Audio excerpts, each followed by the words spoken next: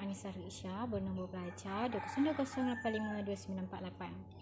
Baiklah, pada kali ini saya dan juga ahli kumpulan saya akan membentangkan perihal tajuk tugasan kami, iaitu pengaruh filem dalam pembentukan etika dan peradaban masyarakat. Kajian terhadap satu filem box office yang terpilih.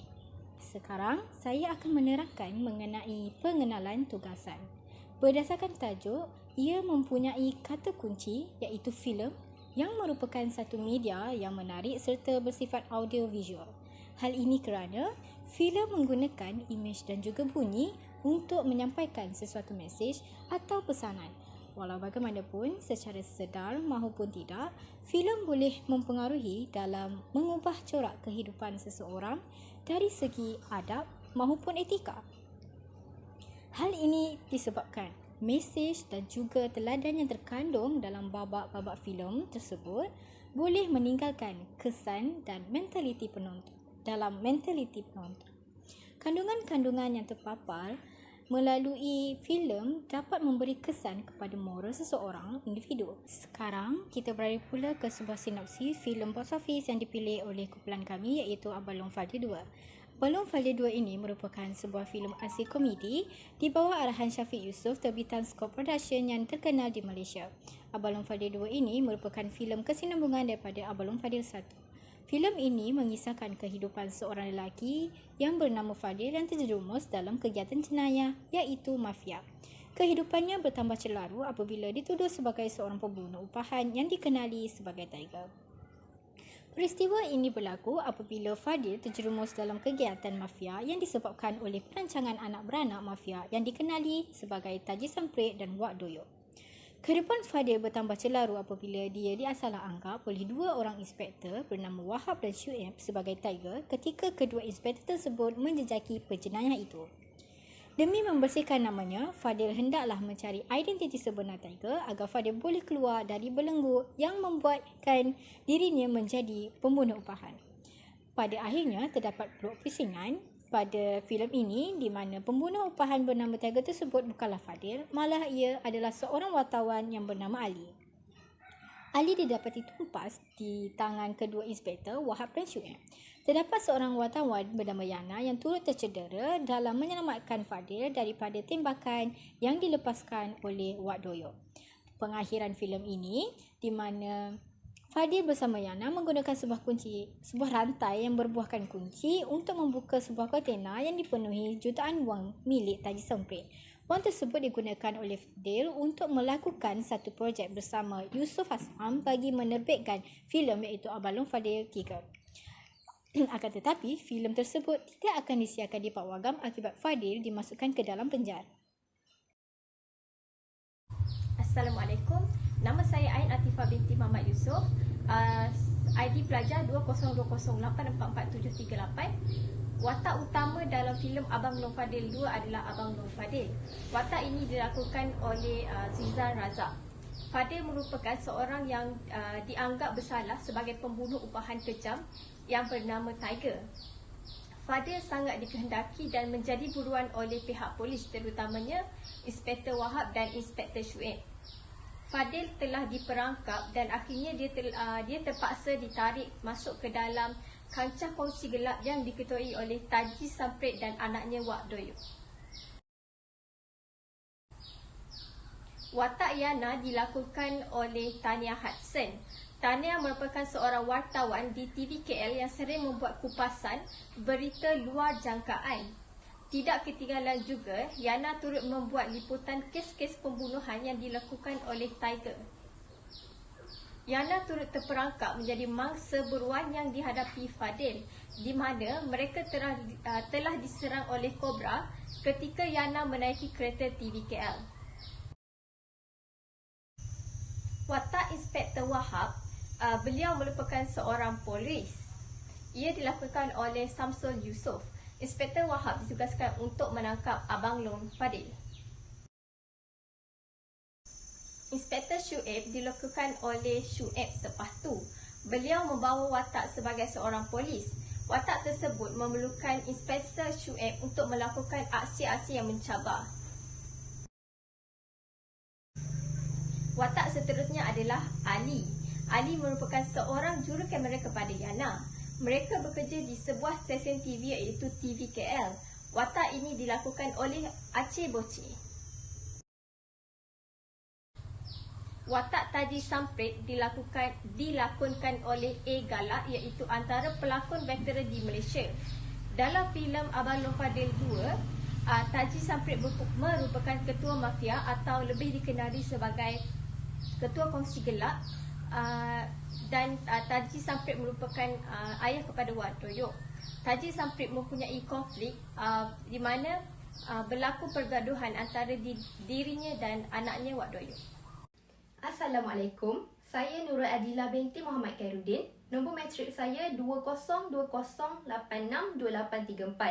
Kita beralih kepada impak-impak daripada filem Abang Long Fadil 2. Impak yang pertama ialah berlakunya pengaruh budaya kuning. Filem yang menonjolkan pengaruh budaya kuning boleh menimbulkan masalah dalam perubahan tingkah laku fizikal, verbal, non-verbal dan jenayah. Begitu juga melalui filem Abang Long Fadil 2 ini, babak ganas seperti memukul ataupun membelasah serta serba sedikit aksi seakan ingin melakukan seks ringan yang ditonton dalam filem tersebut akan menjadikan fikiran masyarakat rakus ataupun keras. Ini agak membimbangkan terutamanya bagi golongan remaja maupun pelajar. Hal ini kerana pengaruh budaya kuning akan mengakibatkan mereka menggunakan maklumat keganasan yang diadaptasi melalui filem ini untuk diamalkan dalam kehidupan seharian mereka. Pelajar agresif yang menonton filem-filem ganas ini juga akan lebih cenderung untuk bertindak laku agresif berbanding mereka yang tidak menyaksikannya. Jadi, antara langkah penyelesaian terhadap pengaruh budaya kuning ini ialah pihak polis boleh sentiasa memantau remaja dengan melakukan kempen anti-gangsterism melalui pasukan sukarelawan polis dan kelab sekolah. Kempen ini termasuklah menyampaikan maklumat mengenai kesan buruk apabila pelajar membabitkan diri dengan gangsterism atau budaya kuning serta cara untuk keluar sekiranya pelajar telah terperangkap dalam aktiviti ini. Peranan badan-badan bukan kerajaan NGO juga amat penting untuk memberi kefahaman terhadap masyarakat termasuk golongan remaja terhadap penghayatan nilai-nilai dan etika Islam dalam setiap aspek kehidupan. Penekanan terhadap tata susila yang bersesuaian dengan nilai dan etika Islam boleh disebarkan melalui pendekatan ceramah, seminar, lawatan, media cetak dan media elektronik. Assalamualaikum, nama saya Nur Atriana binti Azmi dan nombor matrik saya ialah 2020602558. Hari ini saya akan membuat pembentangan mengenai impak filem Abang Long Fadil 2 iaitu keruntuhan jati diri. Terdapat beberapa aspek dalam filem Abang Long Fadil 2 yang boleh meruntuhkan jati diri dan salah satunya ialah bahasa. Berdasarkan filem Abang Long Fadil 2, terdapat babak di mana Fadil yang dilakonkan oleh Zizan Razak menggunakan bahasa rojak di satu babak iaitu "Aku kena geni" apabila ditanya oleh wartawan berkenaan kes pembunuhan yang berlaku.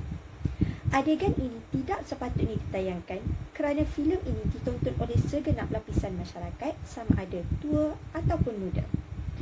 Golongan remaja akan mudah terpengaruh untuk menggunakan bahasa rojak sehinggakan jati diri untuk berbahasa Melayu kian luntur. Bagi mengelakkan perkara ini daripada berlaku, generasi muda seharusnya memperkasakan penggunaan bahasa Melayu tidak kira dalam situasi apapun untuk menguatkan jati diri mereka dalam berbahasa Melayu. Selain itu, filem ini turut memaparkan nilai hidup yang berpaksikan budaya barat, iaitu berhibur di kelab malam. Perkara ini sangat bercanggah dengan jati diri seorang Muslim yang menjaga tingkah laku dan batas pergaulan. Seperti yang kita sedia maklum, kelab malam merupakan tempat yang menjadi pendorong kepada perbuatan maksiat kerana terdapat benda yang haram seperti arak, dadah dan sebagainya. Sebagai contoh, kelab malam Jalan Piramli Bukit Bintang yang diserbu oleh pihak berkuasa mendapati bahawa kelab malam tersebut dipenuhi dengan remaja yang beragama Islam dan seorang lelaki 40 tahun yang berseronok dan terdapat beberapa individu yang minum arak dan dikatakan positif dadah. Persoalannya, bagaimana para remaja dan orang dewasa yang beragama Islam ini boleh terjebak dalam perbuatan maksiat ini?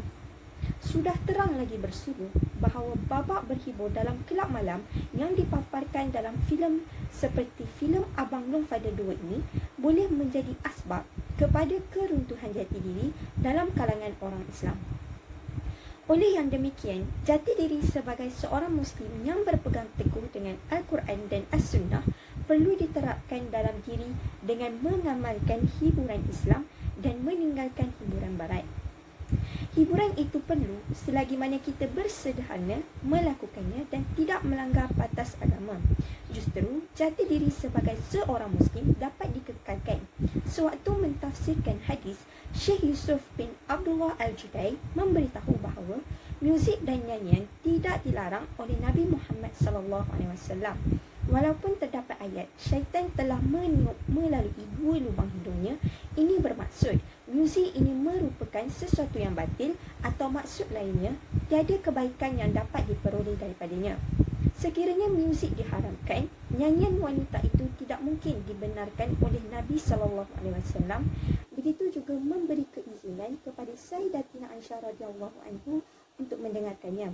Perkara ini menguatkan lagi hujah bahawa hiburan itu boleh selagi mana tidak tersimpan daripada batas agama. Assalamualaikum warahmatullahi wabarakatuh. Nama saya Siti Anisha binti Zahari, nombor kad pelajar 2021888-406. Hari ini saya akan membentangkan impak dari filem Abang Long Fadil dari segi kehidupan dan tuntutan syariat. Di Malaysia, berhasilan filem tempatan menunjukkan trend peningkatan. Ramai anak muda mula mencuburi di dalam industri seni filem. Mereka menghasilkan pelbagai genre filem untuk masyarakat.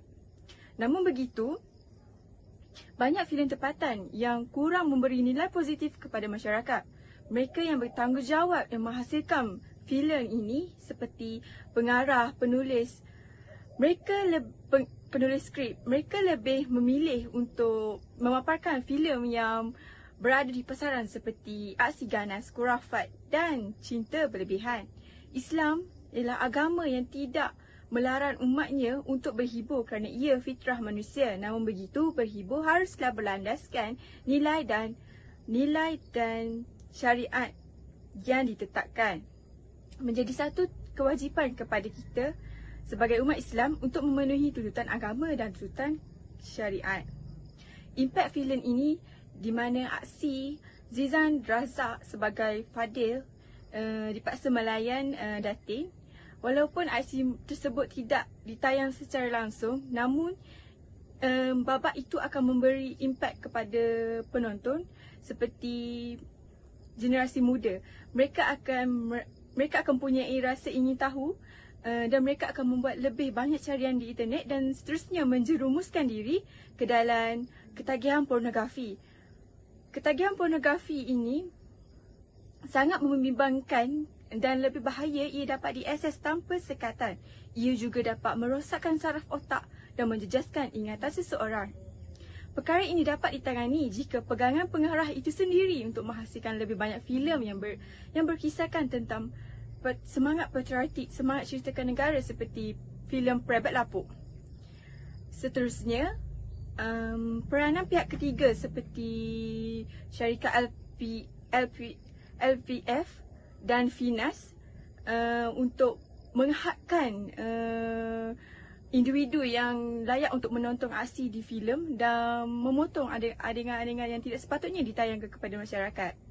Akhir sekali, jika generasi muda dari sekarang tidak dijaga dari perkara-perkara yang tidak berfaedah, ia akan merosakkan akal fikiran dan negara akan hilang aset yang penting pada masa akan datang. Seterusnya, sentiasa bersangka baik terhadap individu lain juga adalah salah satu pengajaran yang terdapat dalam filem Abang Long Fadil 2. Fadil telah disalah anggap sebagai tiger iaitu pembunuh upahan oleh Inspektor Wahab dan Inspektor Syuib. Dalam Islam, kita adalah dituntut untuk bersangka baik terhadap orang lain kerana ia boleh mengelakkan kita daripada menuduh orang lain berbuat jahat atau melakukan kemungkaran.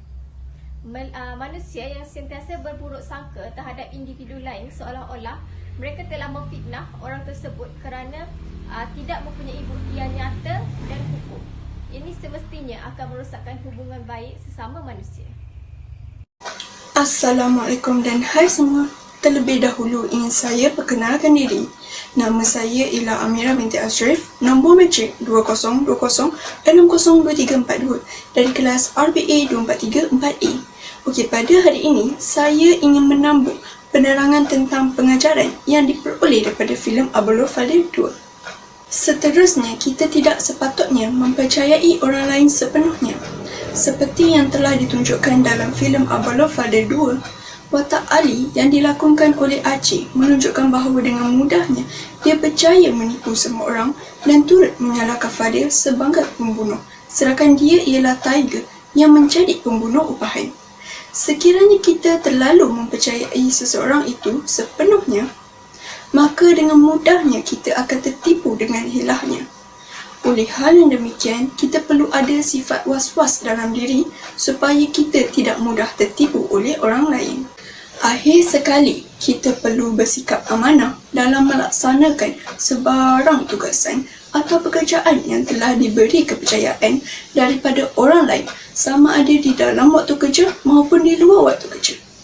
Sikap amanah merupakan sikap yang mulia dan setiap Muslim perlu ada sikap sedemikian. Dari sisi akidah dan syariat agama, amanah adalah sesuatu yang harus dipertanggungjawabkan dan berkaitan dengan orang lain. Amanah itu berat dan Islam adalah agama yang sangat mengutamakan perkara yang melibatkan amanah. Berdasarkan filem yang dikaji iaitu Abang Long Fadil 2, Inspektor Wahab, Inspektor Syuib dan seorang lagi inspektor yang ditugaskan untuk menyamak menjadi orang kuat Taji Samprit bagi membongkarkan segala agenda beliau. Oleh hal yang demikian, amanah yang telah diberikan haruslah dipikul dengan sebaik mungkin kerana ia adalah suatu tanggungjawab.